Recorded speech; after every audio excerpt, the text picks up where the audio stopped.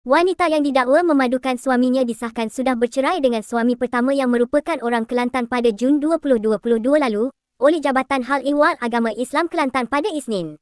Exco Jawatankuasa Pembangunan Islam, Dakwah, Penerangan dan Hubungan Seranta Negeri, Muhammad Asri Mat Daud berkata, perkahwinan wanita berkenaan dengan lelaki dari Johor pula berlaku di Thailand pada tahun 2024.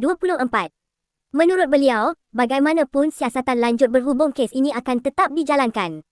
Sinar Harian sebelum itu melaporkan seorang wanita yang didakwa memadukan suaminya sudah diambil keterangan oleh JIA bagi membantu siasatan pada Ahad. Pada Sabtu, kertas siasatan berkaitan dakwaan seorang isteri bertindak memadukan suaminya di Tanah Merah sudah dibuka oleh JIA. Menurut Muhammad Asri, kes tersebut disiasat bawah Seksyen 38 dan Seksyen 46 Undang-Undang Keluarga Islam 2002. Sebelum itu tindakan seorang wanita berkahwin dengan lelaki lain ketika masih bergelar isteri terbongkar, selepas perkara tersebut diketahui oleh keluarga mentuanya.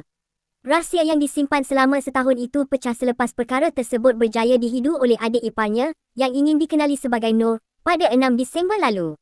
Ia terbongkar selepas Nur memeriksa rumah suami kedua kakak iparnya itu di sebuah taman di Batu 11 bersama anggota polis dan penduduk setempat bagi mengesahkan perkara tersebut.